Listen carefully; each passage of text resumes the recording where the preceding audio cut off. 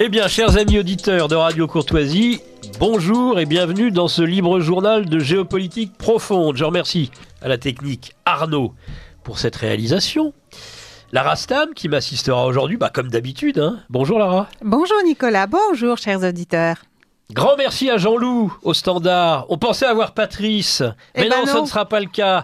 Il a survécu, on vous rassure, on vous avait annoncé qu'il était à La Réunion et puis ensuite à l'île Maurice. Alors vous imaginez, il n'y a pas échappé, mais enfin il a survécu au cyclone Bellal. Quel drôle de nom d'ailleurs, c'est un nom d'homme pour ce cyclone. C'est une fois sur deux maintenant.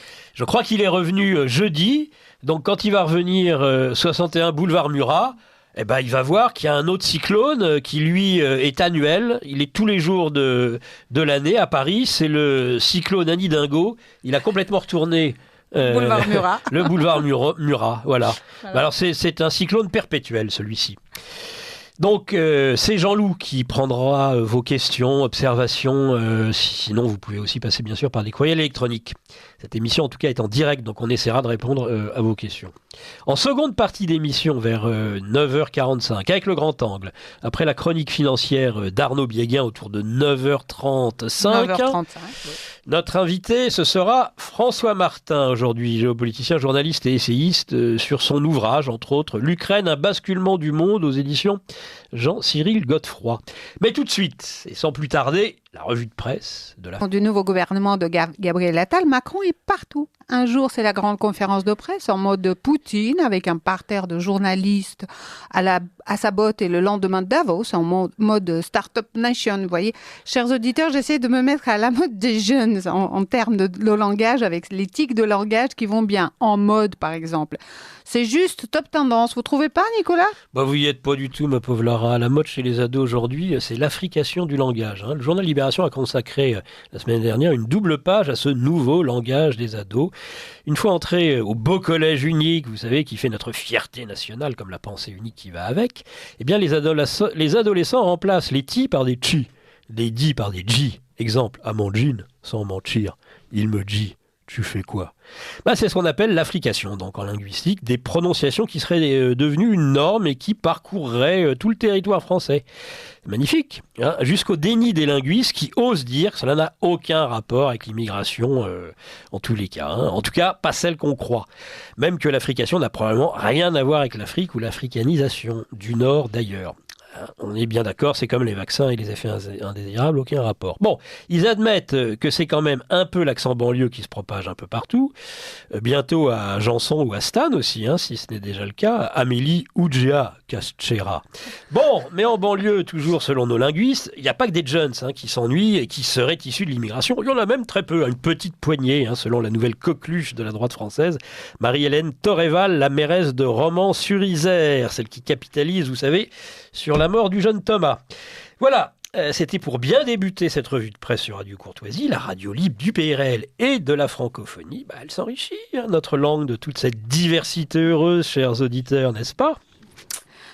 Oui, mais vous ne voulez pas quand même que je cheap aussi pendant qu'on y est ? Le cheap est une onomatopée utilisée à l'origine dans les Antilles et en Afrique pour exprimer sa désapprobation envers quelqu'un. Cheaper, c'est émettre ce son avec la bouche en serrant les dents avec un bruit de succion. Ça vaut même une croix dans le carnet dans ce beau collège unique que Gabriel Attal a placé au firmament de nos institutions scolaires. Bon, on arrête de parler des anges et des saints. Revenons-en à Jupiter, si vous voulez bien, notre maître des horloges. Que pensez-vous de son hyperactivisme politique cette semaine ? On a eu l'impression qu'il voulait confisquer la parole à son gouvernement après l'avoir nommé, de peur qu'on lui vole la vedette. Oui, c'est un peu Macron comme les tragédies de Sophocle, mais à l'envers. Vous savez, d'Oedipe à colonne à Oedipe roi. Macron reste toujours aussi impopulaire en France, et il nous le fait d'ailleurs payer à toute occasion. C'est par contre cette année le roi de Davos. En France, suite à son rendez-vous de mardi avec la nation, l'opposition moque son incontinence verbale, son énième et interminable bavardage, un entre-soi sans hauteur, sans vision et surtout sans solution aux problèmes critiques des Français. Discours lunaire et nébuleux, le rendez-vous avec la France est réduit à un rendez-vous avec lui-même, plein de morgue et d'autosatisfaction. Une pensée en miroir aussi vis-à-vis du Rassemblement national, taxé de partie de l'appauvrissement collectif et du mensonge. Exactement ce qu'il représente avec son parti Renaissance. À Davos, c'est une toute autre histoire. Le président de la Startup Nation arrivé en terrain conquis, se posant en capitaine optimiste d'une Europe plus forte face aux inquiétudes des participants craignant une géopolitique mondiale lourde de menaces. Le freluquet martial veut empêcher la Russie de gagner la guerre en Ukraine. En interne, il se targue en espéranto de créer de good jobs. Il envoie du bois. Aucun chef d'État n'est capable de rentrer dans ce niveau de détail, s'extasie à chaud un patron du CAC 40. Il fut organisé par Business France, dans la station alpine, une French soirée à l'English Church. Magnifique. The place to be pour le roi Micron. Les Happy Few jouaient des coudes pour en être. Aucun ministre n'avait été autorisé à accompagner le président pour cette escapade suisse d'une demi-journée. Pas même Bulot-Le Maire, un habitué des rendez-vous avec patrons et homologues étrangers dans la station suisse il avait pourtant initialement prévu de s'y rendre. Alors l'Élysée a choisi plutôt d'inviter une vingtaine de patrons de start-up et ETI de la French Tech pour leur faire bénéficier de l'extraordinaire lieu de rendez-vous avec la planète qu'offre Davos. Sa magnificence ne voulait pas de concurrence, mais des suiveurs, des groupies qui l'ont accompagné, tenez-vous bien, jusqu'à la réception offerte par le professeur Klaus Schwab en l'honneur de Monsieur le Président de la République. Il ne faut pas avoir peur. Hommage d'Air Doctor à son élève, Young Leader, à qui il a remis le trophée des leaders représentant un bouquetin des Alpes. Visez les cornes, chers auditeurs. Le précédent récipiendaire n'était autre que Nelson Mandela. Note admirative, cette même clique journalistique digne de la Corée du Nord qui l'a suivi de la conférence de presse élyséenne au canton des Grisons. Mais pas de ministre délégué au numérique dans le gouvernement Attal non plus. Étonnant pour le roi. La mondialisation, c'est aussi, chers auditeurs, le sens et le goût de la fête. À 2500 $ la nuit, on s'envoie en l'air dans des draps en satin, entre 2 coupes de champagne à 1000 $ la bouteille. La demande explose durant le forum pour les agences d'escort girl et de mâles de compagnie. À Davos, on fait des rencontres et on s'y défoule sans entrave, dans une débauche no limites, comme si complaisent ceux qui possèdent le pouvoir et l'argent, devenus ivres de leur puissance. On y va pour refaire le monde, avec des agréments qui vont avec, quand même, faudrait pas pousser. Mais quand même, sans Trump, la fête aurait été assurément plus belle. Comme l'alcool, vous savez. Sans alcool, la fête est plus belle, sans Trump. Peur sur la démocratie, diable, une élection qui s'annonce mal pour nos mondialistes. Victoire fulgurante avec plus de 50% de l'ancien président dans la primaire républicaine de l'Iowa, devant ses rivaux Nikki Haley et Ron DeSantis. Davos est certes le repère de milliardaires, c'en est indécent, mais Trump ne fait pas partie de la famille. Il est jugé fou et lunatique, pas terrible pour les affaires selon les propos recueillis par la clique des journaleux. Les chiffres macroéconomiques étaient pourtant excellents, si mes souvenirs sont bons à son époque. Cependant, pour l'enrichissement des milliardaires, pas nécessairement une si bonne affaire, ça je veux bien l'admettre. Les 5 plus grandes fortunes sur la planète ont vu leur patrimoine doubler depuis 2020. Rappel, c'était la fin du mandat de Trump, dénonce l'ONG Oxfam lundi avant la réunion annuelle du Forum de Davos, appelant les États à moins subir l'influence des ultra-riches sur la politique fiscale. La fortune des 5 hommes les plus riches du monde est passée de 2020 à 2023 de 405 milliards de dollars à 869 milliards de dollars, et celle des milliardaires a augmenté de 3300 milliards de dollars. Portés par une envolée des cours boursiers, les ultra-riches voient d'année en année leur poids financier grandir à la faveur de leur participation au capital des multinationales. Pendant ce temps, le patrimoine et les revenus cumulés de 5 milliards de personnes sur Terre reculent. Le patrimoine des plus riches augmente à une telle allure que le premier humain à la tête d'une fortune de 1000 milliards de dollars devrait survenir d'ici une dizaine d'années si la tendance se maintient. Alors est-ce que ce sera Musk, Bezos, Gates ou un autre? On verra. Dénoncé particulièrement par Oxfam, le mélange des genres entretenu à Davos entre les intérêts publics et privés, les entreprises et leurs riches propriétaires entretiennent également des inégalités en menant une guerre fiscale soutenue et très efficace. Partout dans le monde, les membres du secteur privé n'ont de cesse de réclamer des taux plus bas, davantage d'échappatoires, moins de transparence et d'autres mesures visant à permettre aux entreprises de contribuer le moins possible aux caisses de l'État. Alors, il y a des hordes de lobbyistes et les retombées mirobolantes qui en découlent. Alors, depuis 1980, l'impôt sur les sociétés a ainsi été divisé par 2. au sein des pays membres de l'OCDE pour tomber à 23,1% en 2022, détaille l'ONG.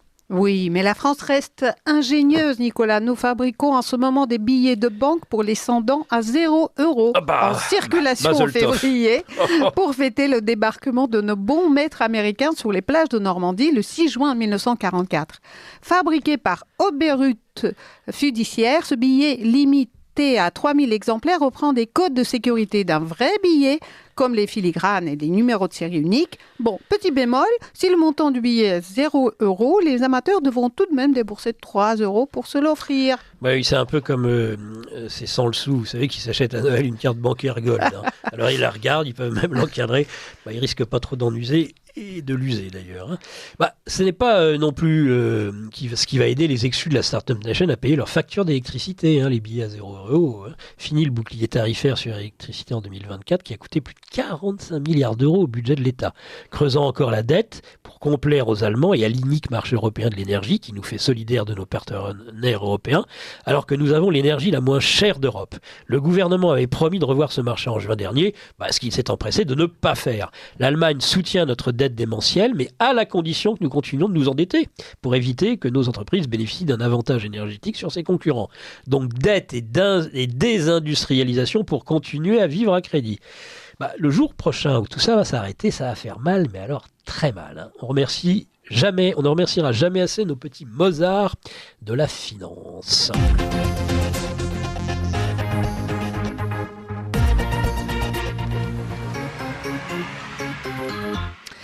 C'est peut-être fortuit, mais les ennuis médiatiques d'Amélie Oudéa-Castéra avec sa progéniture ont mis un coup de projecteur sur Stanislas, qui s'en serait probablement bien passé.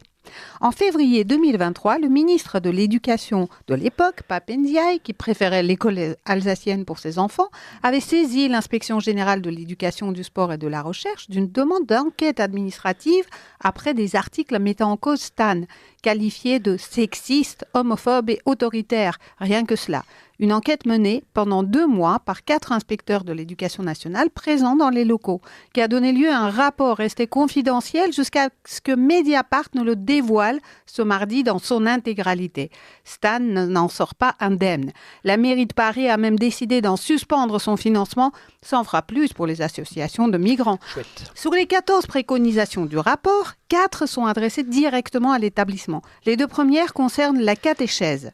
Stanislas étant encouragé à veiller à ce que les activités de catéchèse et de pastorale soient facultatives et n'empiètent pas sur les enseignements, et à renforcer le contrôle sur les intervenants dans la catéchèse et l'information sur leurs responsabilités, afin de prévenir les propos contraires aux valeurs de la République, voire pénalement répréhensibles.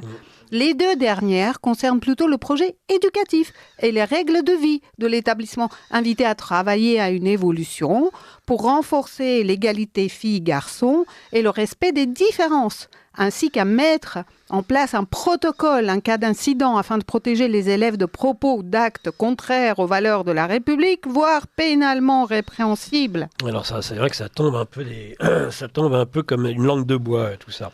Alors comme le dit Chantal Delsol, qui se demande s'il est encore possible de dispenser un enseignement catholique en France aujourd'hui, la situation de nos élites est analogue à celle des élites soviétiques, vous avez connu ça, Lara, oui, qui défendaient le système des kolkhozes et faisaient leurs courses dans les magasins spéciaux où les denrées abondaient.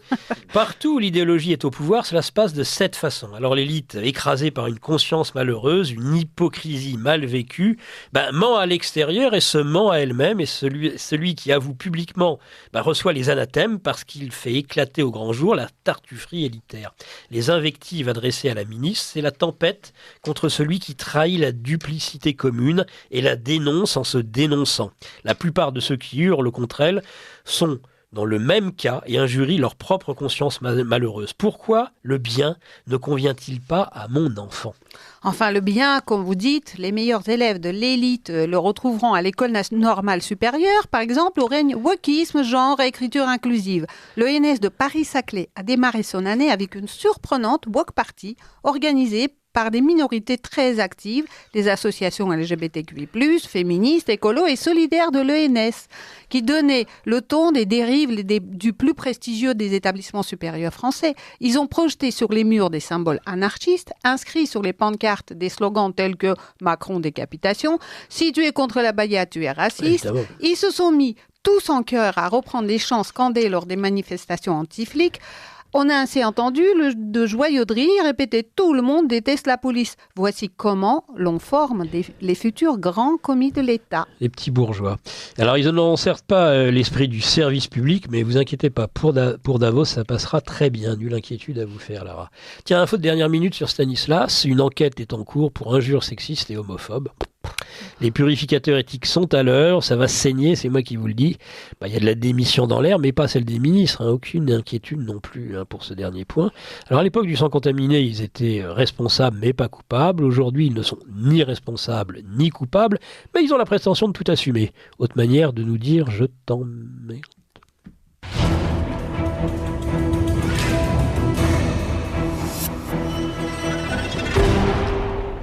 J'ai l'impression, Nicolas, qu'avec la nomination de Dati à la culture, la guerre des mégères de Paris est déclarée. Partie de catch en perspective entre Anne Hidalgo et la maire du 7e arrondissement de Paris. Maire non mégère non apprivoisée, si vous me permettez. Hidalgo a fait déjà feu de tout bois. Elle va ainsi profiter des JO 2024 pour bannir définitivement la voiture sur la moitié de la place de la Concorde au prétexte délirant que ça rendra la circulation plus fluide. Plus fluide à l'arrêt, certainement. Alors, la place de la Concorde accueillera les épreuves de sport dits urbains des JO BMX, freestyle, breakdance, skateboard et basket à 3. C'est beau. L'enfer urbain américain, place de la Concorde. Puis à l'issue des Jeux, la plus grande place de la capitale sera offerte à la promenade depuis les Tuileries jusqu'à l'Obélisque. Anne Hidalgo est certaine d'aller dans le sens de l'histoire, de toute façon, même si la fête tourne à la catastrophe. Entendons-la, avec ses accents d'après l'histoire, comme disait Muret, la place accordée à la voiture dans ce lieu emblématique n'aura été qu'une parenthèse dans l'histoire. Elle semble faire une fixette sur la place de la Concorde, Notre-Dame de Paris. Ouais. Ainsi, l'espace Cardin, rebaptisé Théâtre de la Concorde, va devenir un lieu de débat et de création artistique, annonce Anne Hidalgo. Un lieu consacré aux échanges autour de la démocratie. L'espace va devenir un rempart contre l'obscurantisme et une grande université populaire, a affirmé lors de ses vœux l'élu socialiste. Inquiète face à la montée des populismes. Un phénomène alimenté par la folie irrationnelle et destructrice des réseaux sociaux où le débat politique est devenu impossible, a dit Madame Hidalgo, qui avait annoncé fin novembre supprimer son compte sur le réseau social X, ex-Twitter, devenu selon elle un vaste égout mondial et un outil de déstabilisation de la démocratie, Nicolas.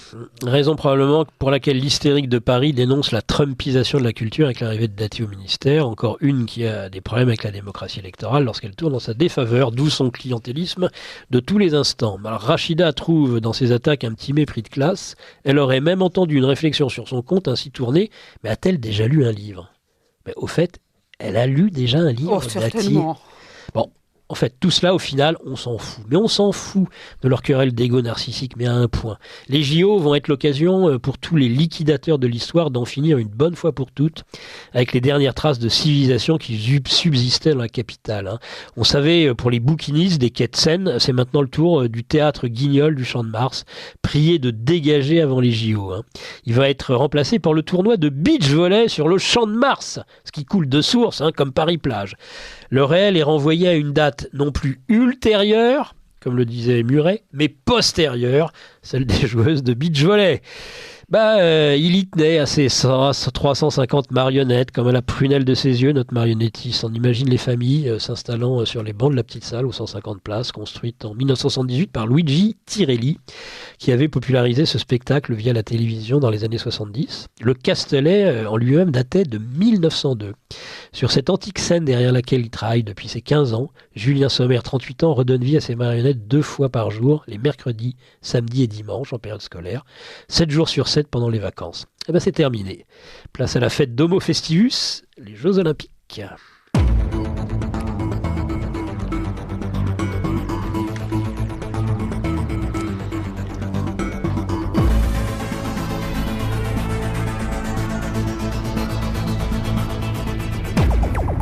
Mais Nicolas, la bien-pensance migratoire ne semble ne s'être jamais aussi bien portée. Lors de la conférence de presse de Macron, un journaliste du Figaro a posé une question au président sur les émeutes de juin 2023, qu'il mettait en parallèle avec l'immigration. Ces émeutes, elles ont eu en face d'elles une réponse implacable de l'État et de la justice, a alors répondu Macron. Il nous a même trouvé les coupables. C'est la faute à la société qui laisse les jeunes sans activité et aux écrans. Ils n'ont pas la chance d'avoir des parents qui les amènent au ski ou à la mer. Pas un problème d'immigration. Ils sont quasiment tous de nationalité française, Nicolas. Et voilà. Étudions le labo du vivre ensemble de Macron et du pape François, à Marseille, pour tester la véracité de ses propos. À Marseille, 2 hommes de 21 et 24 ans ont été condamnés à 5 ans de prison ferme, peine maximale, pour avoir frappé un automobiliste qui souhaitait faire un constat après un simple accrochage. Dans le box, ils ont l'air doux comme des agneaux, ton posé, penaud, Driss et son frère Yanis, 24 et 21 ans, n'ont jusqu'ici presque dans le presque jamais fait parler d'eux. Pourtant, le 5 décembre dernier, ils ont failli tuer un homme à main nue.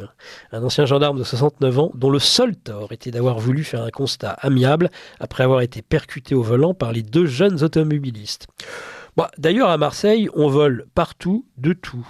Et le sacré n'est pas une limite, en tout cas le sacré chrétien. Ainsi, au cimetière Saint-Pierre, des pilleurs de tombes sévissent régulièrement. Depuis l'automne 2023, des cas de vol de stèles, de plaques de marbre et même d'une pierre tombale ont été relevés par des familles venues se recueillir sur la sépulture de leurs défunts. Le pillage ne concernant ni un carré musulman, ni un espace israélite. On en entend certes peu parler, mais tout de même. Mais il n'y a pas qu'à Marseille que nos jeunes désœuvrés sévissent. Nantes, une femme violée devant le château des Ducs de Bretagne vers 3h du matin. Un jeune migrant algérien sans papier, déjà connu de la justice, interpellé. Nous pouvons monter à l'opposé au Havre, si vous le voulez, Lara. Sur Allah, tu vas voir, sur le Coran de la Mecque, je vais te baiser, si j'entends que tu as porté plainte. Oui, au Havre, une jeune fille lynchée, puis déshabillée par 4 mineurs. Le tout est filmé sur les réseaux sociaux. Des Françaises, comme dit Macron. C'est où, au fait, la Mecque dans la Creuse ? Vous devriez slammer vos citations, Nicolas. En plus de prendre le bon accent des banlieues, sans rapport avec l'immigration, évidemment, c'est ce qu'a fait la SNCF avec son dernier spot publicitaire très inclusif. Pour nous tous, enfants de l'Hexagone, un slam qui prône l'engagement et l'amour. Le chanteur et écrivain Gaël Faye clame la fierté, la diversité, la nature et surtout l'amour sous toutes ses formes. On y voit une drag queen, un train en couleur du rainbow flag LGBT. En 2019 déjà, l'enseigne a habillé un de ces trains en couleur de l'arc-en-ciel au moment du mois des fiertés. Il avait circulé dans toute la France durant l'été. En parallèle, la SNCF travaille en collaboration avec l'association LGBT+ Gare pour combattre toutes les discriminations envers ses clients et les membres du personnel. Alors leur train n'arrive jamais à l'heure, mais la fierté est au rendez-vous.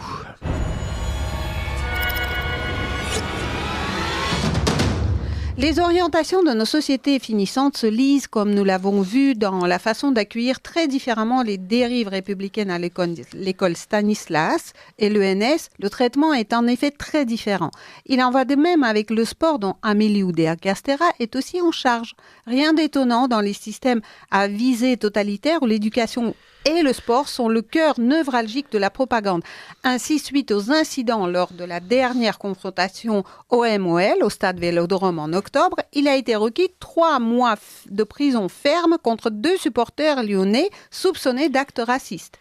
Ils sont jugés notamment pour les saluts nazis et des cris de singes racistes avant la rencontre de football dans les tribunes. Les 2 ont créé Mezza Lyon, groupe non reconnu par l'OL et lié à l'extrême droite, semble-t-il. Excusez-moi de vous arrêter juste un instant. Vous avez parlé des cris de singes racistes.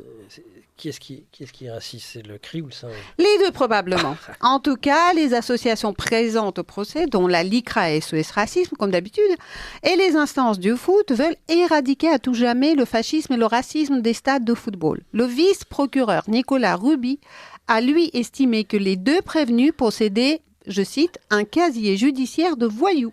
Eh oui, ces 2-là n'auront pas la chance d'être connus comme des jeunes qui s'ennuient. Ce sont eux de dangereux voyous fascistes. Ce que l'on tolère bien plus facilement dans le milieu du foot, c'est le prosélytisme dans les vestiaires, interdiction de la nudité, prière dans les vestiaires. L'islamisme fasciste a pénétré le football à l'amateur selon un dossier du Figaro. On a tous entendu parler du collectif des hijabeuses qui conteste un article du règlement de la Fédération française de football interdisant tout signe ou tenue manifestement, ostensiblement une appartenance politique, philosophique, religieuse ou syndicale.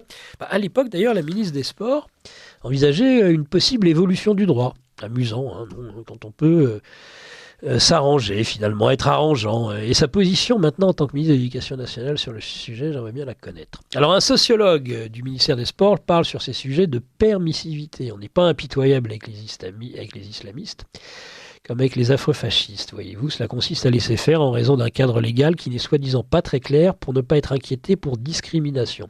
La loi sur le séparatisme n'est pratiquement jamais appliquée à nouveau dans ce cas de figure. Mais à part cela, dans le monde du sport en France, à quelques mois des JO, tout va bene. Croyez-vous, Nicolas, que nous sommes à l'orée d'une nouvelle vague de gilets jaunes à l'échelle européenne cette fois-ci? Les agriculteurs s'agitent en Allemagne, en Roumanie, en Pologne, aux Pays-Bas et même dans le sud de la France, près de Toulouse. En jeu, entre autres, les normes européennes, alors que les élections pour le renouvellement du Parlement de Strasbourg approchent. La question de l'intégration de l'Ukraine à l'Union européenne cristallise les tensions dans différents États membres, certainement le prix de la liberté pour nos agriculteurs selon Macron, mais qui ne concerne bien sûr pas ses amis de Davos, bien au contraire. Après l'invasion russe de 2022, l'UE a instauré des corridors de solidarité par la route ou le rail pour permettre l'évacuation des céréales ukrainiennes. Des tonnes de blé, de colza et de maïs se sont ainsi retrouvées sur les marchés agricoles de Pologne, de Bulgarie, de Slovaquie, de Roumanie et de Hongrie, où les producteurs locaux constatent des prix en chute libre et des silos qui peinent à se vider. Pour dénoncer cette situation, des agriculteurs polonais ont ainsi instauré un blocus d'un important poste frontalier avec l'Ukraine afin d'obtenir des garanties de soutien de leur gouvernement et de le suspendre. L'écoulement de l'agriculture ukrainienne ne s'arrête pas là. Vous n'avez qu'à songer aux poulets ukrainiens, par exemple, qui inquiètent les éleveurs français. Alors oui, ensuite, selon les pays, les raisons de l'exaspération agricole peuvent découler de politiques nationales. Réduction programmée de l'élevage aux Pays-Bas, taxation du gazole en Allemagne, augmentation de la redevance sur l'eau et sur les produits phytosanitaires en France. Au niveau européen, sont visés les efforts demandés par les instances européennes pour réduire l'empreinte environnementale via son pacte vert et sa déclinaison de la ferme à la fourchette pour l'agriculture et l'alimentation. Alors des efforts que des agriculteurs sont prêts à consentir, mais pas à n'importe quel prix. On laisse des importations entrer en Europe à moitié prix et bien loin des standards demandés à nos producteurs. Nous sommes pour les normes, mais avec de l'équité et des conditions, pointe Thierry Couet, secrétaire national adjoint de la FNSEA. Il peut toujours rêver, le syndicaliste.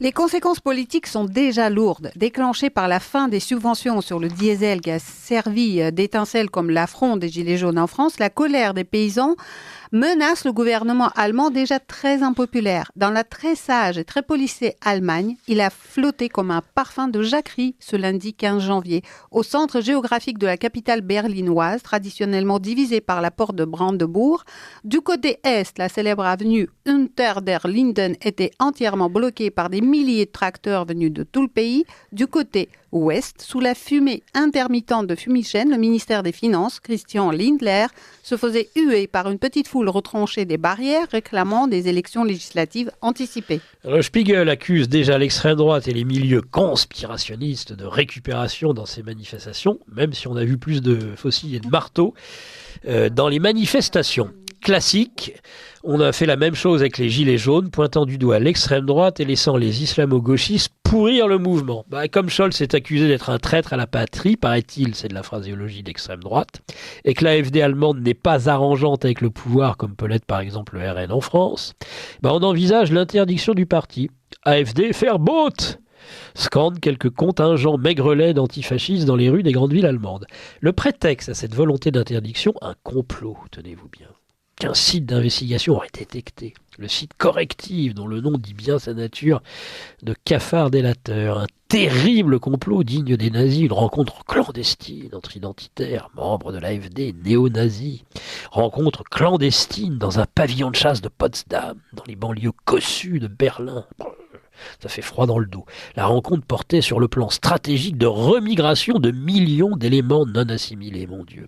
Ils voulaient déporter, le mot n'est pas trop fort, des demandeurs d'asile vers un pays d'Afrique du Nord. Les journalistes s'enflamment, hein. C'est le copier-coller du plan Madagascar prévu par les nazis pour les juifs en 40. Hein. C'est comme cela que tout a commencé. Toujours fécond, le ventre qui a vu naître la bête immonde, disait Brecht.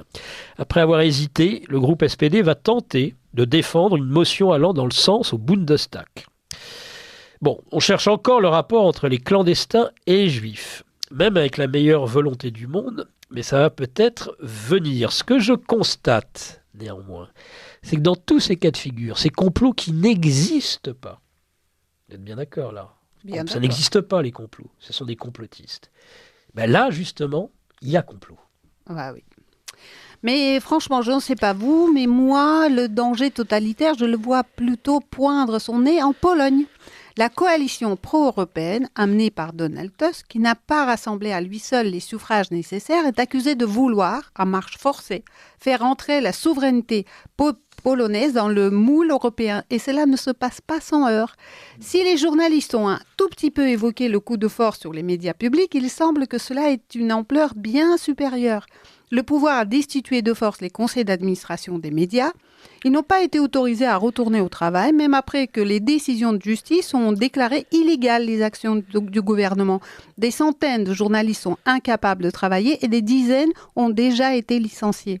Le camp de la coalition au pouvoir organise également des attaques contre les médias privés critiquant ces actions en utilisant des mécanismes de diffamation et d'intimidation bien connus des régimes autoritaires. Vous en connaissez un rayon dans le domaine, en tant qu'ancienne soviétique. Eh oui. Alors, de même, au début de l'année, la police a pris d'assaut le palais présidentiel, arrêtant à l'insu et sans le consentement du président 2 députés persécutés pour leur lutte contre la corruption. Les 2 parlementaires ont entamé une grève de la faim et leurs vies sont quand même en danger. Ces arrestations n'auraient pas été possibles sans le rejet par le gouvernement de la décision de la Cour constitutionnelle polonaise qui avait précédemment jugé illégales les actions contre les parlementaires. Alors l'indépendance de la Banque centrale est menacée, décision donc de Cour constitutionnelle totalement ignorée. Pour de nombreuses personnes en Pologne et dans le monde, il est choquant que des hommes politiques arrivés au pouvoir avec des slogans visant à améliorer la démocratie polonaise et à restaurer l'état de droit mettent en œuvre des normes qui rappellent l'ancienne Pologne communiste. La Pologne s'engage dans une direction dangereuse, mettant en péril les droits civils les plus fondamentaux et sapant les institutions démocratiques. De telles actions ne peuvent être acceptées au nom d'un quelconque projet politique. Ces actions doivent se heurter à l'opposition de l'opinion publique internationale. Revue de presse que vous pouvez suivre toutes les semaines dans le libre journal de Géopolitique Profonde. Un auditeur... Réagit. Cher Nicolas, décidément, puisque vous êtes presque partout. Là, je me méfie. Oh là là, quand on dit ça... Je suis partout. Et ce n'est pas nous qui nous en plaindrons. Merci pour votre énergie. Voulez-vous être assez aimable pour rappeler pour la dernière fois? Oui. Demain, dimanche 21 janvier, Paris, place de la Concorde. Profitez-en de cette place de la Concorde avant qu'elle ne soit complètement ravagée par le cyclone Annie Dingo. Eh bien, place de la Concorde à 10h dimanche 21, cérémonie à la mémoire du roi martyr, le bienheureux Louis XVI, bien courtoisement. Il y a un dossier de presse de l'Alliance royale, organisateur, qui est joint. Oui, eh bien, écoutez, je le lirai en tout cas attentivement. Bon, qu'est-ce qu'on fait maintenant ? Déjà, avant le grand angle, nous avons la chronique financière. Voilà. Ça y est, la bourse est à la hausse. Elle ouvre à la hausse. C'est normal, puisque c'est Arnaud Biéguin qui est avec nous aujourd'hui. Et je le vois, Arnaud, ce qui est rare. Voilà. Je n'avais que des photos de vous avec un col de chemise ouvert, jeune et dynamique, Golden Boy, trader sur action, crypto-monnaie et options depuis plusieurs années. C'est un job à plein temps. Je sais pas si c'est je pense que c'est un good job, là, comme dit Macron à Davos. En tout cas, c'est un travail qui rapporte indéniablement. Et vous voulez en faire profiter, comme Géopolitique Profonde, de nos auditeurs, ce qui explique cette chronique financière. Attention, on ne donne aucun conseil financier, qu'on ne vienne pas nous dire après, oui, mais j'ai pris des crypto-monnaies et puis ça s'est pas passé comme vous l'aviez dit. Non, rien à entendre. Ce sont des tendances, c'est tout. C'est une émission de radio et rien de plus. Si vous voulez plus d'informations, vous vous connectez au site de Géopolitique Profonde, dont Arnaud est un collaborateur. Et là, après, vous faites vos affaires et ça ne nous regarde plus sur Radio Courtoisie. C'est autre chose. Arnaud, est-ce que vous voulez qu'on fasse une petite chronique aujourd'hui sur, pourquoi pas, les ETF? Tout La à fait. révolution des Alors, ETF. Nicolas, vous l'avez bien dit, ici on est là pour faire de l'éducation. Je vous présente tout un tas de possibilités, un panel d'instruments financiers, voilà, pour vous éduquer, pour vous faire un petit peu, pour vous donner de la culture dans ce monde un peu étrange. Et puis après, c'est vous qui prenez vos propres décisions. Vous êtes maître de votre vie, hein, je vous le rappelle. Absolument.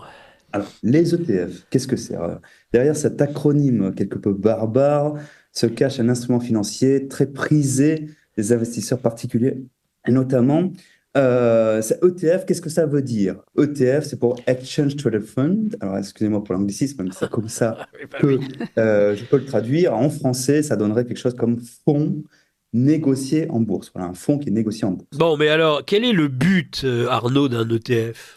J'y viens. Le but, Je suis la impatient mission aujourd'hui. d'un ETF, la mission d'un ETF, c'est de répliquer le plus fidèlement possible les performances d'un indice, voilà, quel qu'il soit. Je vous donne un exemple. Vous avez le CAC 40. Le CAC 40, c'est les 40 plus grosses entreprises françaises. Ouais. Et voilà, vous avez un ETF qui va répliquer les performances du CAC 40. Vous achetez l'ETF, vous achetez le marché français, tout Ouais. simplement. Oui. Vous avez la même chose sur le marché américain, le Standard & Poor's 500, c'est-à-dire les 500 plus grosses capitalisations américaines. Ouais. Vous n'avez pas besoin d'acheter voilà, du Apple, Microsoft. Vous achetez l'ETF, vous êtes directement exposé au marché dans son entièreté. Vous achetez le marché. Uh-huh.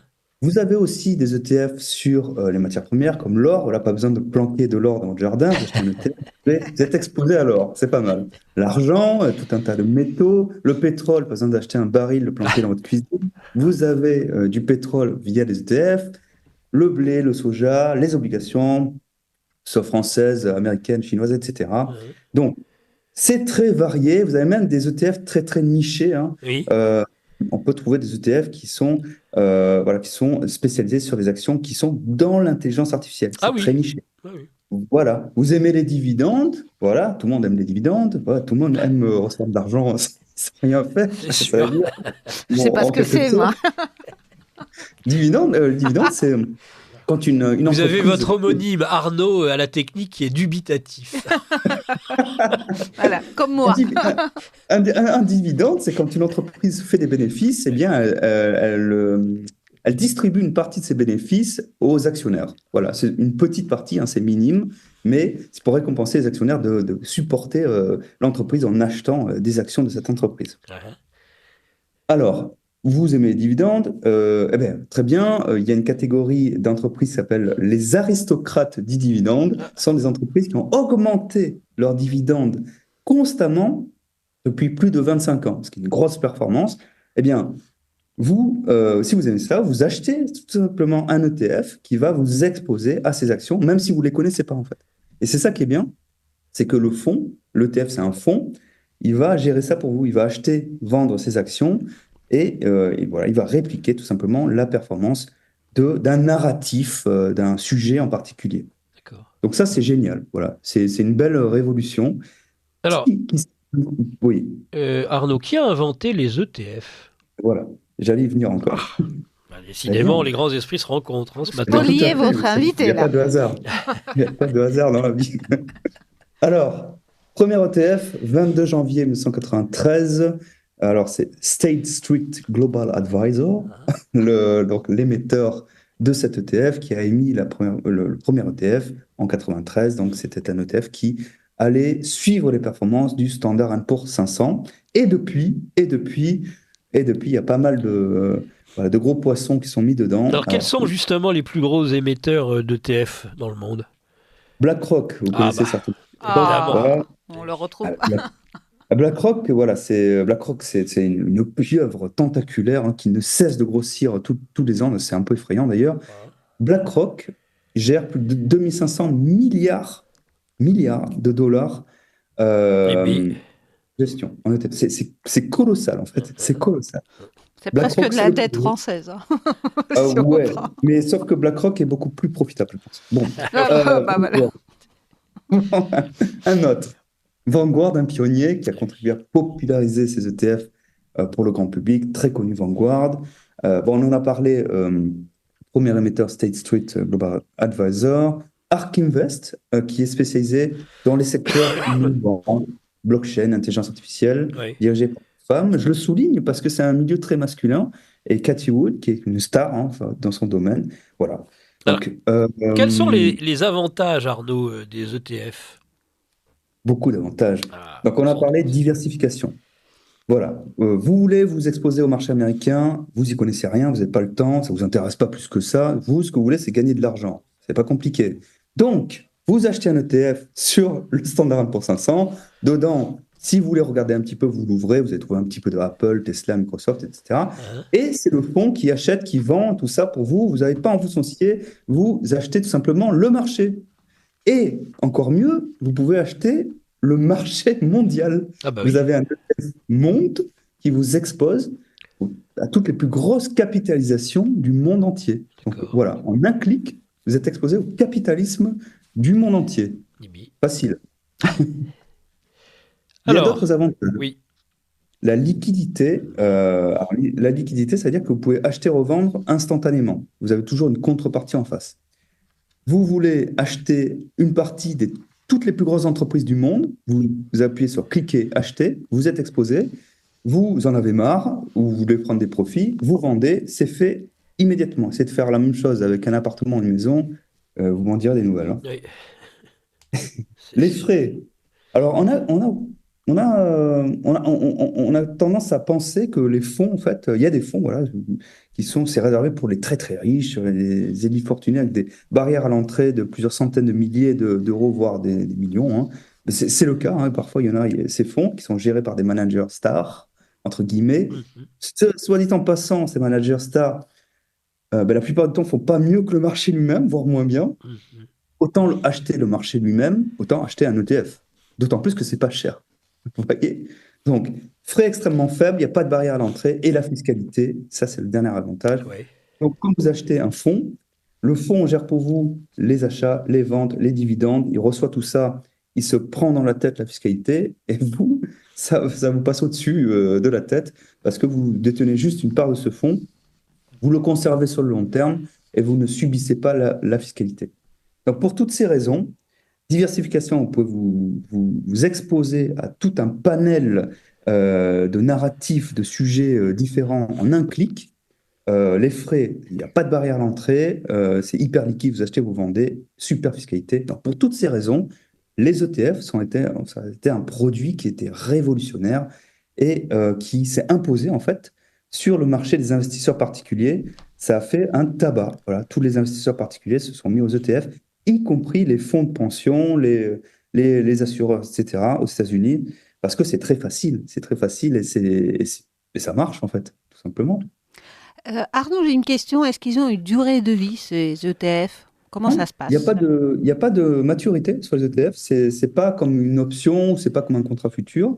C'est vous achetez un fonds et voilà, tant qu'il ne disparaît pas, voilà, j'allais dire, vous l'avez en portefeuille. Et justement, c'est ça l'intérêt, c'est de le garder à long terme. Regardez, je vous donne un exemple. Vous allez au marché le samedi, je sais pas, vous achetez des tomates, des carottes, etc. Et oui. ben, au lieu d'acheter des tomates, des carottes, vous allez chez votre courtier tous les samedis, vous achetez un petit peu de marché américain, vous achetez un petit peu de marché français, vous achetez des ETF. Si c'est C'est si exactement simple que pareil. ça.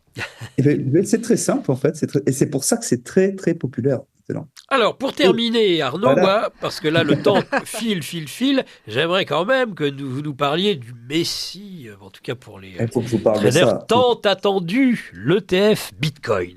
Voilà. Il Alors, existe. ça, on l'attendait Il depuis est très né, le longtemps. divin enfant. Il est né la semaine dernière, en fait. Ah bah, Il est né la bah, semaine dernière. Donc, voilà, bienvenue à lui. L'autorité des marchés financiers a définitivement approuvé donc, les ETF sur Bitcoin. Alors, pourquoi c'est une révolution? Je vous explique en une phrase. oui. Avant, vous étiez obligé d'aller sur la blockchain pour acheter des bitcoins. Vous vous connectez à des courtiers spécialisés crypto, un peu dark, voilà, etc. Maintenant, c'est plus le cas.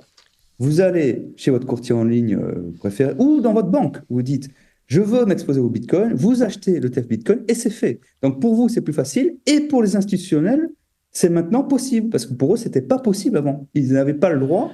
La régulation ne leur permettait pas de faire ça. Maintenant, c'est possible. Donc il y a des conséquences. Les conséquences, et les bonnes conséquences, c'est que maintenant, ces institutionnels qui vont proposer des fonds en fait, en Bitcoin, ils sont obligés d'acheter du Bitcoin sur le marché, donc ils vont maintenir une pression acheteuse sur ce Bitcoin. Donc ça va réguler le prix et ça va le pousser à la hausse. Maintenant, le Bitcoin ne va jamais plus trop se casser la figure, j'allais dire. Oui. Donc, ça va stabiliser un peu tout ça. Et le mauvais côté, bien sûr, parce qu'il y en a toujours un mauvais côté, c'est que le loup est dans la bergerie. Le loup est dans la bergerie. Voilà. Le contrôle.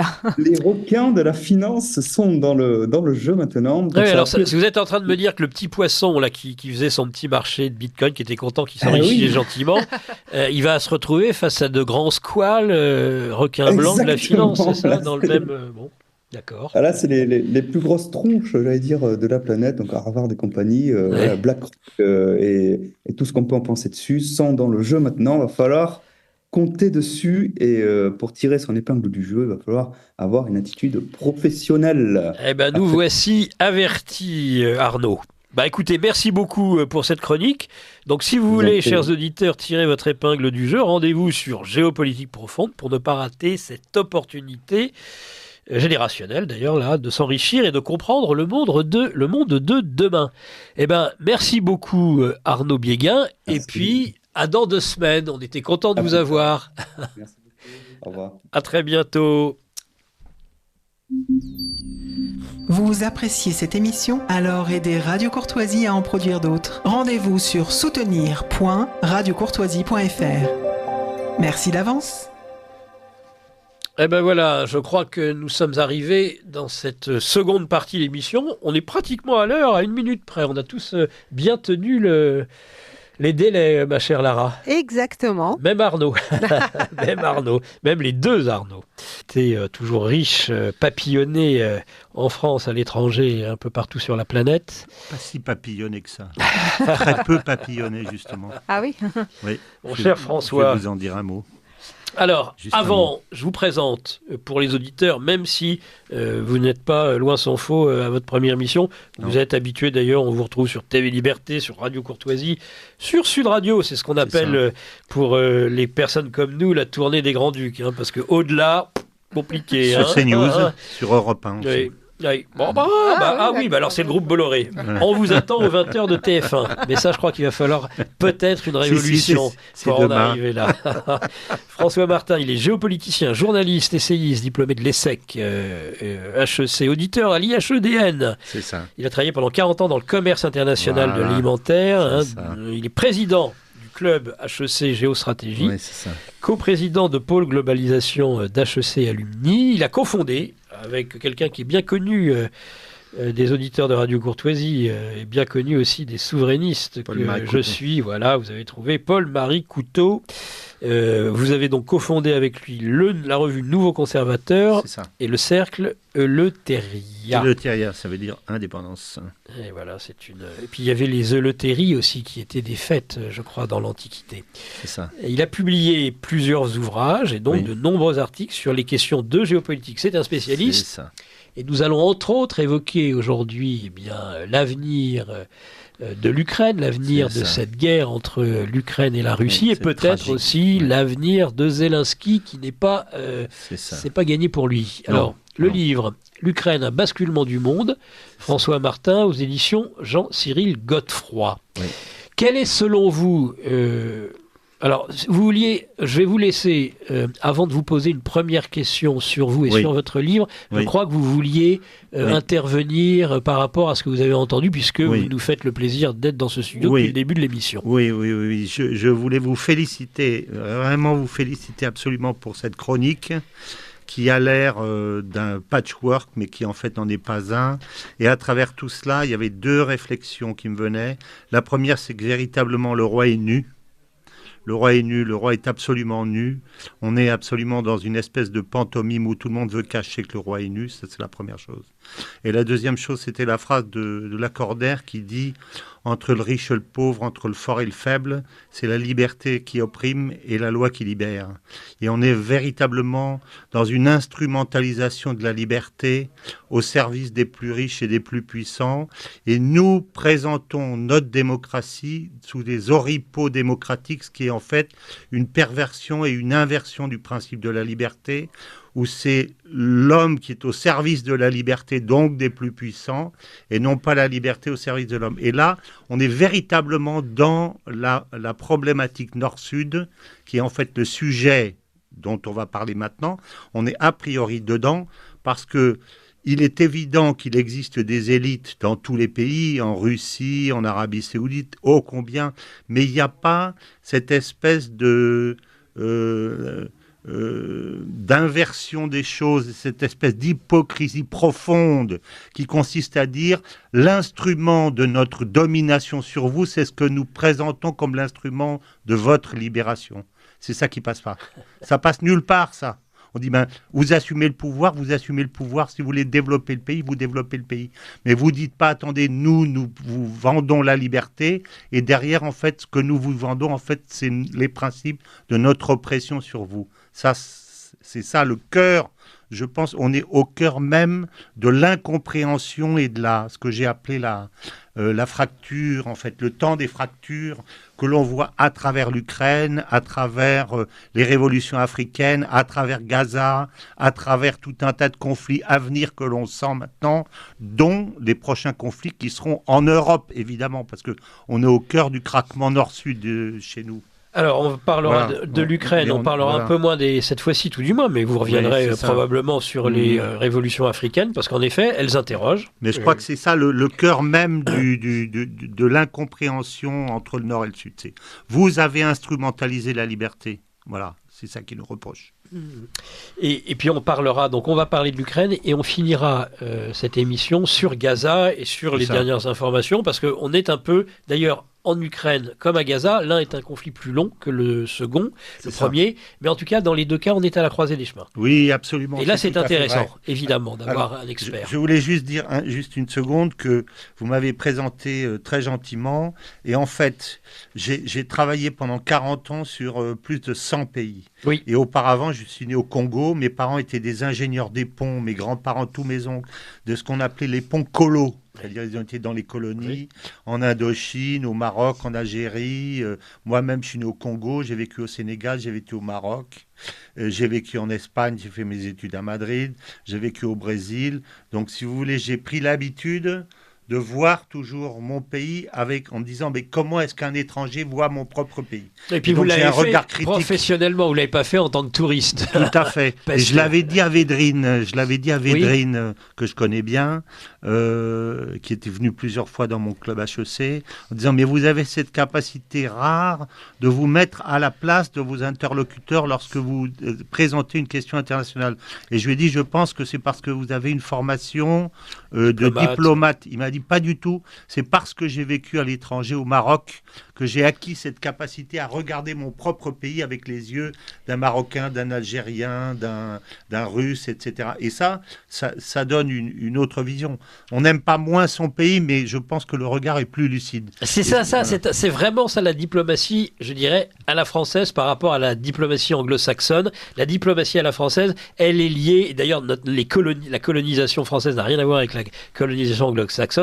Les Anglais étaient restés chacun de leur côté par rapport au peuple colonisé. Et il y avait par contre, dans les colonies françaises, je pense, un lien étroit qui faisait que justement, on s'imprégnait de ces pays. C'est ça. C'est en même temps le côté positif et le problème que l'on a, parce que cette imprégnation dont vous parlez peut facilement se transposer en un système de paternaliste, en fait.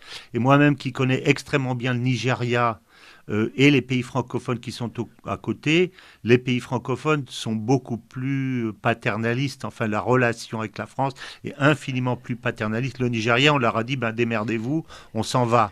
Donc les Nigérians, quand vous allez les voir, ils vous disent demain, dans 50 ans, on sera comme les États-Unis. Ils ont cette ambition. Les Béninois vous disent pas la même chose. Ils n'ont pas cette ambition. Chirac l'avait compris, lui. Oui. On l'appelait papa partout. Quand Voilà, il c'est ça. Exactement, c'est ça. Voilà.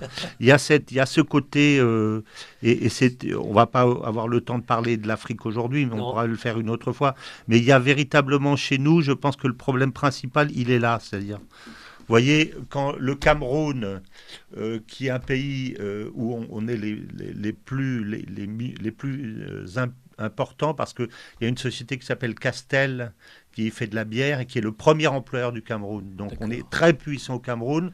Lorsque les Allemands, les Anglais, les Allemands et les autres, ils vont leur offrir des routes, des ponts, des systèmes de formation militaire ou autres. Et nous, on leur a envoyé notre ministre des droits LGBT, qu'ils ont foutu dehors en disant vous comprenez pas qu'on n'aime pas la France quand vous nous envoyez. Qu'est-ce que vous nous envoyez de concret ? Votre ministre des droits LGBT, excusez-nous, mais c'est pas ça qu'on attend de vous. Alors, il faut peut-être qu'on se mette là aussi à la place des Camerounais, en se disant de quoi les Camerounais ont-ils besoin et non pas qu'est-ce que nous on a envie, comment nous avons-nous envie de les éduquer. C'est fini ça. Et à ce titre-là, d'ailleurs, je pense que l'équipe au pouvoir aujourd'hui, on va pas avoir le temps de développer, mais elle n'a pas compris que si vous voulez, quand vous vous présentez pas, non pas comme un homosexuel, mais comme un gay, c'est-à-dire avec une idéologie derrière, et avec une idéologie dans le cadre d'une guerre culturelle, les autres pays n'en veulent pas. Donc qu'est-ce qu'on veut ? On veut les convertir à la philosophie LGBT, ou est-ce qu'on veut leur donner ce dont ils ont besoin ? C'est un message politique, ça. On est bien d'accord. Voilà. La sexualité n'est pas le problème, c'est pas l'homosexualité ou l'hétérosexualité. Non, c'est le message politique que l'on veut faire vivre à travers ça. Et ça, on a le droit de prendre position sur une forme de politique. Il me semble. Fermons la parenthèse. Allez, on ferme la parenthèse, François Martin. Le livre, je le rappelle pour les auditeurs qui vraiment ont envie de faire un point, une synthèse pour mieux comprendre ce qui va se passer. L'Ukraine, un basculement du monde, François Martin, Jean-Cyril Godefroy, l'édition. Exactement. Alors, première question que j'aimerais vous poser, François Martin, sur... j'ai lu attentivement ce livre. Oui, merci. Déjà, cette guerre en Ukraine, dites-vous, c'est pas une guerre locale entre la Russie et l'Ukraine, mais c'est une guerre mondiale. C'est ça.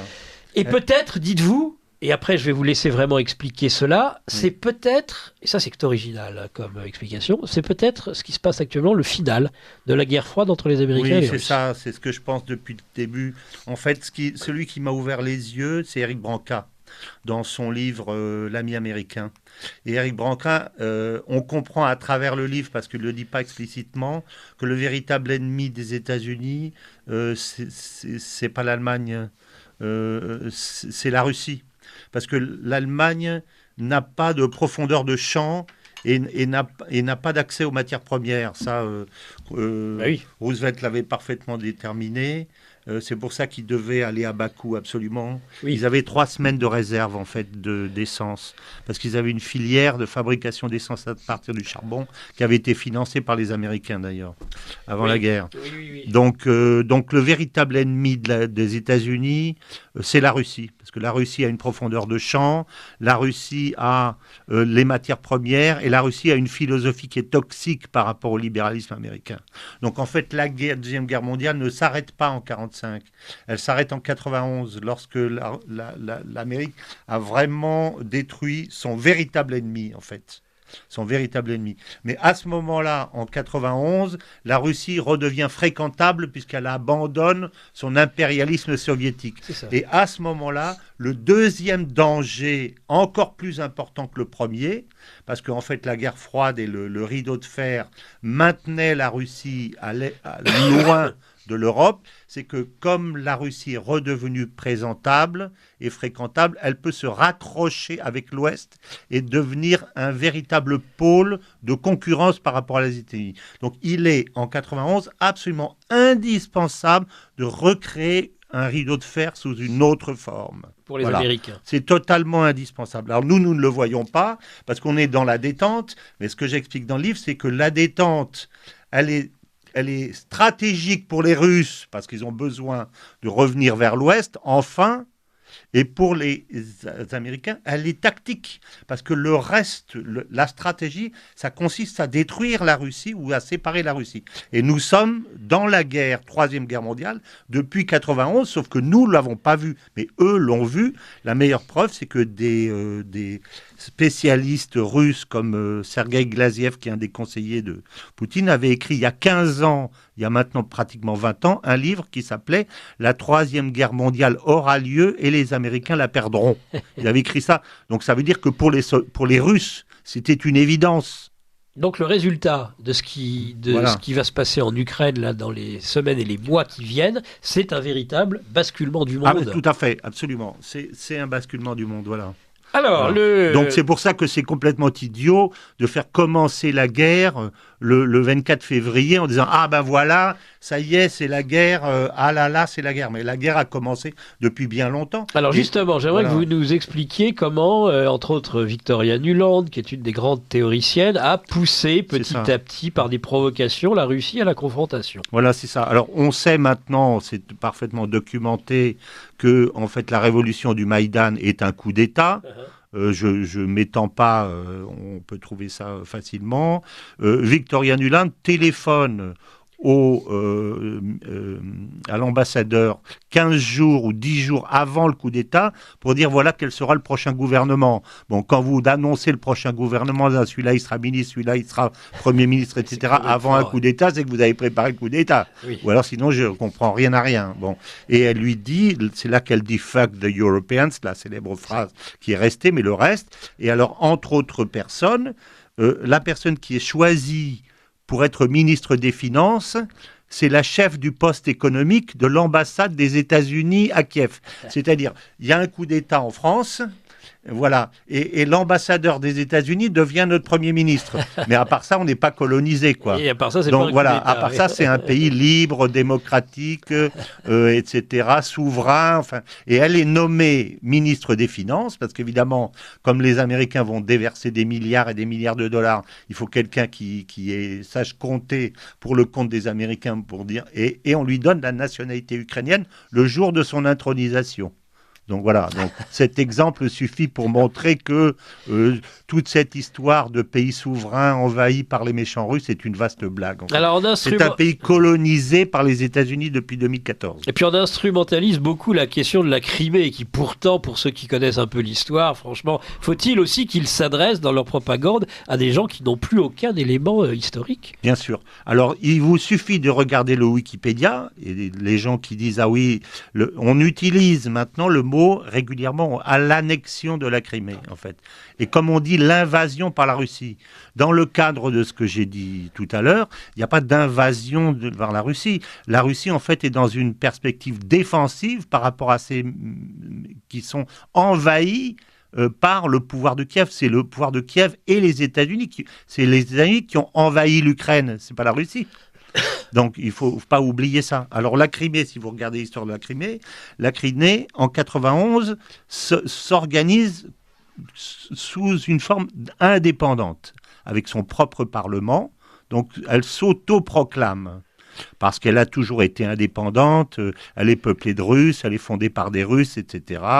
Et elle a été rattachée à l'Ukraine par une erreur de Khrouchtchev.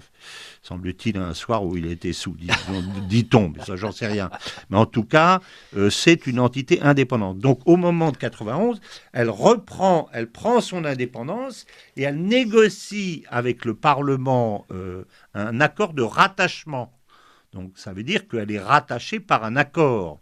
Alors, au moment de Maïdan, lorsque le gouvernement décide de supprimer le russe comme langue officielle, c'est un casus belli. Évidemment. Donc, que fait la Crimée à ce moment-là ? Elle reprend son indépendance, puisque le pacte qui la lie à l'Ukraine est rompu par la décision unilatérale de l'Ukraine, et à ce moment-là, elle fait un référendum, et elle rejoint la Russie. Mais elle n'est pas annexée de force par la Russie. C'est pas, si vous voulez... l'Alsace-Lorraine ou c'est pas. On présente les choses de façon totalement mensongère et c'est en fait une stratégie parce que comme on sait que la Russie, que la Crimée est russe, si vous êtes dans le cadre d'une négociation, cher, si je négocie avec vous et que je vous demande, dans le cadre de la négociation, que vous me donniez votre femme ou votre fille. Au hasard. Vous me direz jamais oui. Non, je vais vous dire non. Voilà. Donc ça veut dire que si on passe son temps à demander aux Russes qui rendent la Crimée, ça veut dire nous vous mettons dans une situation où ce que nous cherchons, c'est une épine irritative avec vous pour que nous ayons jamais d'accord. C'est ça l'idée qu'il y a derrière, en fait. Voilà. Il ne faut pas se tromper sur la supercherie qu'il y a derrière cette négociation sur la Crimée. Des supercheries, les Occidentaux, ils vont y en avoir d'autres. Il y aura les accords de Minsk, qui vont reconnaître d'ailleurs, Hollande le premier, que tout ça c'était pour gagner du temps et préparer la guerre. Et plus que ça encore, parce que le premier livreur ça a été rappelé par Attal, par inadvertance hier ou avant-hier, le premier État qui a livré des armes entre 2014 et 2000, c'est la France.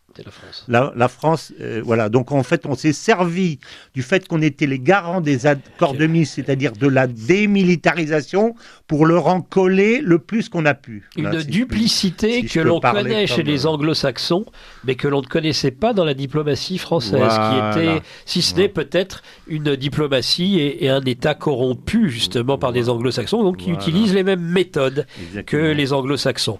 Alors ceci dit, il y en a un qui n'est pas totalement né de la dernière pluie, et si nous préparons la guerre, et ça c'est très intéressant ce qui est écrit dans ce livre, l'Ukraine, le basculement du monde, François Martin aux éditions Jean-Cyril Godefroy, je le rappelle plusieurs fois pour les auditeurs qui viendraient en cours de route dans ce libre journal de géopolitique profonde, il faut acheter ce livre, c'est une synthèse merveilleuse pour comprendre ce qui se passe aujourd'hui.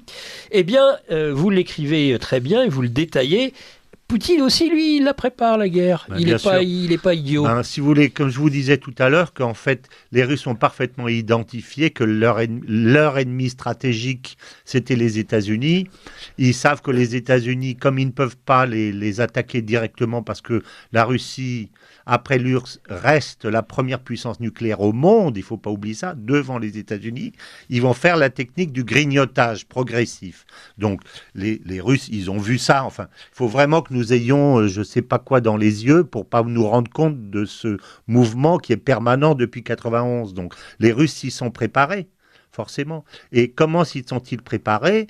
Eh bien, ils ont été chercher dans tout le reste ce qu'on appelle aujourd'hui le Sud profond, toutes les alliances qu'avait créé l'URSS en Afrique, en Inde, en Chine, partout, etc. Et je pense que nous perdons la guerre dès le premier mois de la guerre, en fait. Parce qu'en fait, si je vais le dire simplement, le but des Américains n'était pas d'abattre la Russie, et surtout pas militairement. Les Russes ont donné suffisamment à Zelensky pour qu'il ne perde pas, mais pas suffisamment pour qu'il gagne.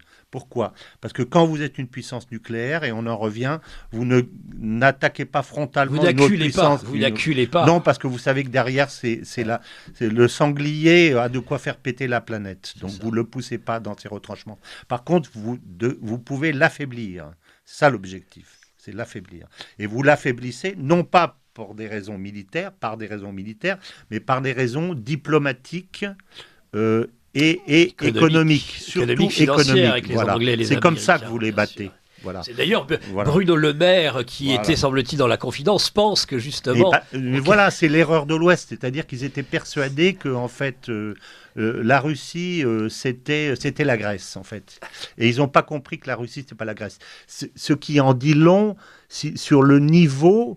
de la capacité de réflexion de nos propres élites. C'est ce qu'on disait par rapport à Védrine, c'est gravissime. Et donc, Lavrov et Poutine se sont préparés depuis que Poutine est arrivé au pouvoir. C'est pour ça qu'on disait, oui, il vit enfermé dans son...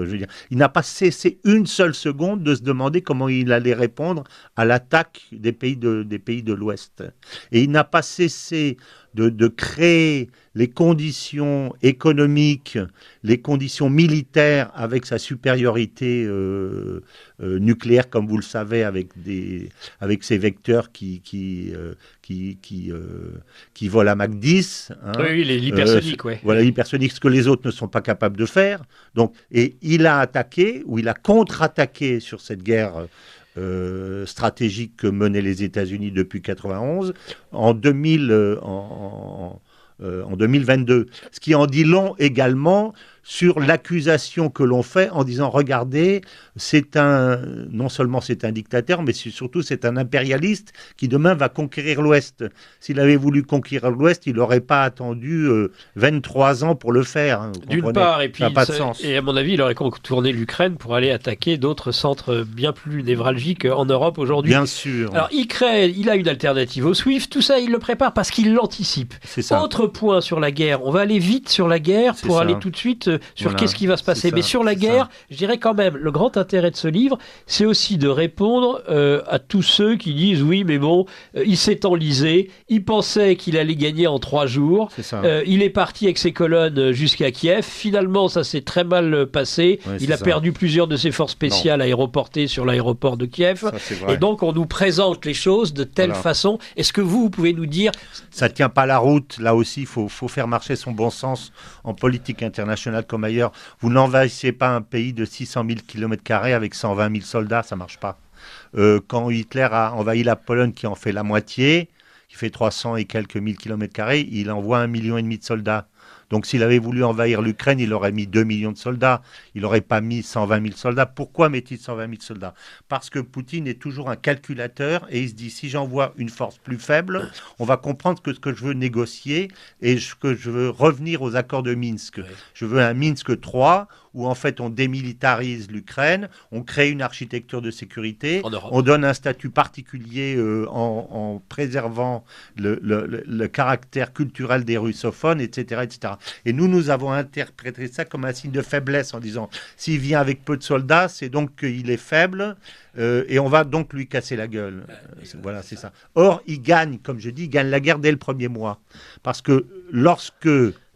le but, c'est surtout les sanctions. C'était ça l'objectif, parce que c'est le système de fonctionnement américain. C'est les sanctions. Et lorsque 80% des pays de la planète ne suivent pas les sanctions, comme je dis, quand vous sanctionnez un pays et que tout le monde autour le sanctionne, il est sanctionné. Ouais. Mais quand vous sanctionnez un pays et que tous les autres pays vous disent non, on n'y va pas et que vous êtes le seul à le sanctionner, c'est vous qui êtes sanctionné, c'est pas lui. Donc en fait, on s'est sanctionné nous-mêmes, en fait, C'est ça, quelque part. non, c'est Et très les Américains, et ça a servi l'intérêt des Américains, parce que les Américains, eux, ne les ont pas appliquées, les sanctions. Ils ont continué à recevoir de l'uranium, du pétrole, etc., directement des Russes. Donc en fait, là, et ça c'est un autre point que je développe dans mon livre, il y a en fait toujours chez les Américains 2 stratégies parallèles et contradictoires. Pendant la guerre, en même temps qu'ils font la guerre contre les nazis, ils négocient avec les nazis pour les retourner pour faire la guerre contre les Russes. Lorsqu'ils ont le FLN, ils financent à la fois le FLN et l'OS. Ils financent à la fois le Shah d'Iran et Khomeini. Donc ils ont toujours fait comme ça. Et dans cette guerre-là, ils ont 2 objectifs en parallèle. L'un, c'est d'affaiblir la Russie comme j'ai expliqué, et l'autre, avec l'aide de l'Europe, qui sont leurs alliés, et l'autre, c'est de servir de ça pour manger l'Europe. C'est ça. Et donc, ils suivent 2 proies, une se défend et l'autre ne se défend pas. Donc, ils mangent celle qui ne se défend pas, c'est-à-dire nous. C'est lumineux, l'Ukraine, un basculement du monde, François Martin, édition Voilà. Jean-Cyril Godefroy. C'est ça. On va vite, parce qu'on s'interroge, C'est ça. on a l'impression Zelensky un peu sur la sellette, donc la contre-attaque Oui. a échoué. Complètement. La fin de la guerre en 2024, point d'interrogation. C'est ça, Est-ce point qu'on va d'interrogation. cette fois-ci vers une contre-attaque russe Alors, et comment? Je vais vous répondre Où et d'abord comment sur le style de guerre des Russes. Ouais. Bon, les Russes, d'abord, ce sont des gens qui n'aiment pas la guerre frontale. Ils sont capables de la faire à Koursk, par exemple, mais c'est pas leur système. Avec Napoléon, ils ont fait qu'une seule bataille et ils l'ont perdue. Mais C'est ils la ont bataille gagné de la la guerre. Mascova. Et derrière, avec les harcèlements, avec le fait de couper les voies de communication, avec le froid, avec la dysenterie, avec etc., l'étirement de nos lignes, etc. Ils ont tué 700 000 soldats. Entre les morts, les désertions et les disparus, il y a plus de 700 000 soldats. C'est-à-dire que ce que personne n'a fait, c'est-à-dire de tuer le régime de Napoléon, eux l'ont fait. Parce qu'après ça, il n'y a plus rien. Bah oui. Donc, Voilà ce qu'ils ont fait. Et en fait, j'avais lu une réflexion d'un Suisse qui s'appelle Bernard Wiesch, très intéressante, qui dit qu'en fait, il fait la guerre qu'a fait Franco pendant la guerre d'Espagne. C'est-à-dire Franco pendant la guerre d'Espagne, et en fait, je pense que c'est Franco qui a fait une guerre russe. On a accusé Franco d'être un mauvais général parce que au moment de choisir entre attaquer Tolède et attaquer Madrid, alors que Madrid est peu défendu, il attaque Tolède et il prolonge la guerre de 2 ans. Et Franco s'explique de ça des années plus tard en disant « À quoi m'aurait-il servi de faire sauter le régime et d'avoir au sein de la population tous les républicains qui m'auraient foutu la pagaille pendant des années. Il fallait d'abord que je les éradique en prolongeant la guerre précisément, pour que le jour où je prends le pouvoir, j'ai non seulement le pouvoir politique, mais en même temps le pouvoir social. En fait, c'est ça.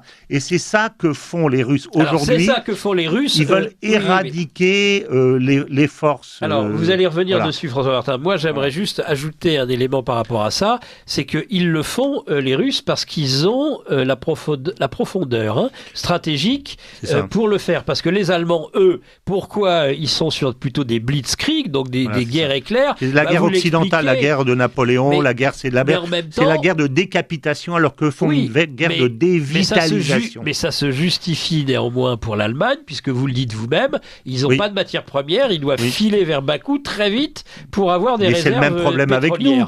Mais Napoléon a fait la même chose pour la même raison. C'est ça. Il fait des guerres de décapitation. C'est pour ça que quand on dit oui, regardez, ils n'avancent pas, etc., c'est pas leur problème. Ils ont le temps derrière eux. Quand j'ai regardé, je me suis amusé à regarder combien de temps il faut pour aller de Moscou à Vladivostok. Vous savez combien il y a d'heures d'avion pour aller de Vladivostok? Combien d'heures d'avion? Il en faut, à mon avis, on fait au moins un tour de montre. 9h30 d'avion. J'allais dire entre 10 et 12, voilà, 9h30. 9h30 d'avion. Donc, ils ont le temps. Ils ont la distance, ils ont le temps. Si la guerre dure 1 an, 2 ans, ils font 5% de croissance en pleine guerre. En quoi sont-ils pressés? Ils ne font pas une guerre contre l'Ukraine, ils font une guerre contre tout l'Occident, avec tout le Sud appuyé derrière. Donc, ils sont en train de nous vider de nos capacités financières, économiques, militaires, etc. Ils nous mangent de l'intérieur. Ça peut durer 1 an, 2 ans. Ce n'est pas le problème pour eux. Par contre, c'est le problème pour nous. Alors, c'est le problème pour nous. Fin de Zelensky, point d'interrogation. Et avant d'arriver sur Gaza, parce que nous, le problème, c'est qu'en plus, un deuxième front est c'est ouvert. Donc, pour les Américains, ça devient très compliqué. Donc, avant d'arriver sur Gaza, on verra bien comment ça va, le côté développement tactique. On ne va pas insister là-dessus. Est-ce que vous pensez, comme le disent certains, que Volodymyr Zelensky, aujourd'hui, en Russie et sur la sellette. En Ukraine, pardon. Oui, tout à fait. On l'a déjà vu. Par exemple, son chef d'état-major, Zaloujny, on lui a envoyé un cadeau le jour de son anniversaire, pas Zaloujny, mais un de ses conseillers. Et dans le gâteau d'anniversaire qu'on lui a envoyé, il y avait une grenade dégoupillée. Il s'est pris dans la figure, il est mort. Donc, on sent bien que c'est pas les Russes qui ont fait ça, je veux dire. Les Russes n'ont pas intérêt. L'épouse, je crois, du GRU ukrainien aussi a eu un petit souci. Donc il y a en ce moment les bagarres commencent. Pourquoi? Parce que les Américains ont construit Zelensky comme une Jeanne d'Arc.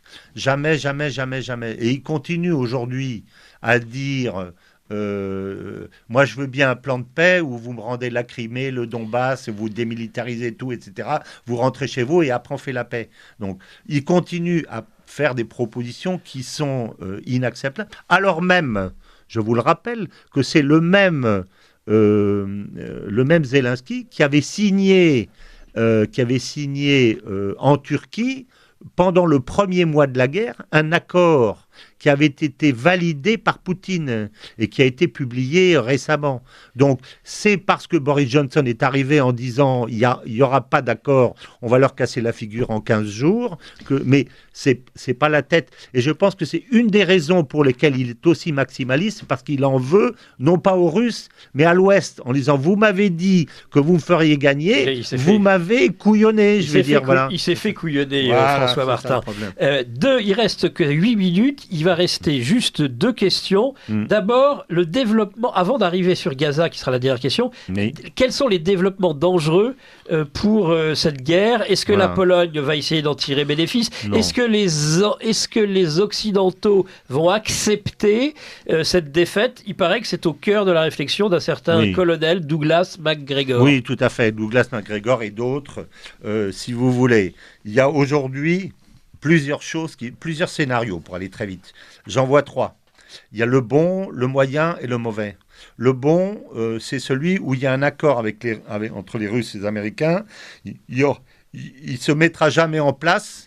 Il se mettra jamais en place, non pas parce que les Russes ne veulent pas, parce que les Américains ne veulent pas. Parce que pour la raison qu'on a expliquée, avec tous les efforts qu'ils ont faits pour manger la proie occidentale, ils vont pas refaire un accord avec les Russes, auquel cas, le lendemain de la signature de l'accord, Macron et Scholz et tous les dirigeants vont faire la queue au Kremlin en disant « redonne-moi du gaz, laisse-moi revenir mes entreprises, rends-moi McDo ». Donc, jamais les Américains ne l'accepteront jamais. Donc ça, c'est le scénario 1, ça ne marche pas. Il reste 2 autres scénarios. Un scénario avec un système de non-belligérance garanti des 2 côtés. C'est la Corée du Nord, par exemple. On ne se tire pas dessus, on ne fait pas la paix, mais on ne se tire pas dessus. Ça, c'est possible. Et puis, il y a un autre scénario que je crois le plus probable, qui est le mauvais, c'est-à-dire si le jour où la défaite est actée de l'Ukraine, il y a 2 attitudes possibles de la part des Occidentaux. L'une, ça consiste à dire on n'a plus besoin de l'OTAN, puisque l'OTAN nous a servi à rien, donc on va retourner vers les Russes. C'est la position, par exemple, de Pierre de Gaulle, ou des vrais gaullistes. Et il y a une position qui consiste à dire ouh là là là là, on est en danger, donc il faut surtout pas on va pas se faire la guerre, mais on va pas se réconcilier. Oui. Ça, c'est ce que dit Macron. Il est inacceptable que la Russie gagne, alors que la Russie est gagnante. A déjà gagné. Donc ça, moi, j'interprète, ou l'accord complètement imbécile qu'a passé Sunak avec l'Ukraine la semaine dernière en disant on fait un accord de soutien sous 24 heures, c'est-à-dire si l'Ukraine est attaquée, nous, on vous défend. Alors, est-ce qu'on envoie les troupes anglaise, certainement pas. Et par contre, comment est-ce que l'Ukraine, si par exemple, comme le disait Xavier Moreau dans son dernier bulletin, si c'est l'Angleterre qui est attaquée, alors c'est les Ukrainiens qui vont venir défendre les Anglais. Bon, donc ça, ce scénario me paraît le plus probable. Pourquoi ? Parce que je pense que les Américains ont intérêt à conserver une attitude de peur et de belligérance à l'intérieur de l'Europe pour garder l'Europe sous son contrôle. C'est la situation coréenne. C'est ce que je pense qui va se passer. On va parler de Gaza. D'abord, juste quelque chose, Lara, que vous vouliez ajouter sur l'Ukraine. Oui, je voulais rajouter que dans cette histoire de sanctions justement envers la Russie, il n'y a que l'Europe qui en pâtit. Les États-Unis actuellement, enfin en 2023, la Russie est devenue le premier, le premier pays fournisseur de l'uranium pour les États-Unis. Ça n'était jamais arrivé. Oui. Et aujourd'hui, toutes les grandes entreprises, principales entreprises allemandes sont en train de déménager aux États-Unis. Donc l'Allemagne aucune entreprise américaine n'est partie de la Russie d'ailleurs. Voilà. Il fallait une petite part de participation américaine pour pouvoir rester en Russie. Mais contrairement, la supercherie est tout à fait manifeste. Merci à tous les deux. Il reste que 4 minutes. Ce sera vos mots de conclusion, mon cher François Martin. Nous sommes à la croisée des chemins à Gaza. Oui. Est-ce que ça peut durer encore longtemps, ces bombardements, cette guerre entre Israël et le Hamas ? Alors, très rapidement, je pense qu'il y a un certain nombre de chiffres qu'il faudrait creuser et que notre presse ne creuse pas. 3 chiffres. Un chiffre, ce sont les morts israéliens. Ça, c'est très important parce qu'il n'est pas intégré dans la stratégie israélienne le coût humain de la guerre. s'il y a 200 morts ou s'il y a 2000 morts parmi les soldats israéliens, c'est pas du tout la même guerre. Et aujourd'hui, un certain nombre de signes me montrent que, en fait, la guerre coûte beaucoup plus aux Israéliens qu'on le dit. Ils se battent au sein du cabinet et ils se reprochent que les soldats se font tirer dessus comme des pigeons. Ils ont voulu faire un audit. On n'a pas le temps de développer et une partie du cabinet n'a pas voulu. Donc je pense que cette guerre coûte beaucoup plus. Et l'autre, ce sont les morts civils de Gaza. Aujourd'hui, on annonce 23 000 morts. En fait, je pense qu'il y en a le double. Parce que ils ont tiré 30 000 bombes de 250 kilos. Chaque bombe fait tomber un immeuble de 3 étages. Donc on ne va pas me dire que s'ils ont tiré 30 000 bombes, il y a 25 000 morts. Il y a 50 000 morts en fait. Bon. Et le problème, c'est qu'aujourd'hui, l'ONU annonce qu'il y a 300 000 personnes, 300 000 qui sont en danger de mort par la faim. Donc si dans 15 jours, on annonce 150 000 morts de faim, là, pour Israël, c'est fini. Parce que les Américains ne pourront pas dire on vous soutient, on vous soutient, on vous soutient. 150 000 morts. Ils ne peuvent pas. Donc aujourd'hui, les journaux israéliens annoncent que, en fait, on est en train de chercher des moyens pour virer Netanyahou. Donc, si vous voulez, il y en a un qui... L'Iran se fait attaquer par les uns, par les autres, mais reste sur la défensive. Donc l'Iran ne bouge pas. Les Israéliens, ils essayent d'internationaliser le conflit, etc. Donc il y a dans cette partie de poker menteur, il y en a un qui va craquer. Voilà. Eh ben on verra lequel et puis on vous réinvitera, François Martin, à l'occasion. Merci à vous, l'Ukraine, un basculement du monde aux éditions Jean-Cyril Godefroy. Merci Lara, merci Jean-Loup, merci Arnaud, merci aussi, on le rappelle, à Virginie Lamontagne qui a produit tous ces petits arrangements musicaux en cours d'émission. Merci à tous, merci chers auditeurs de votre écoute et à très bientôt sur Radio Courtoisie. Merci beaucoup.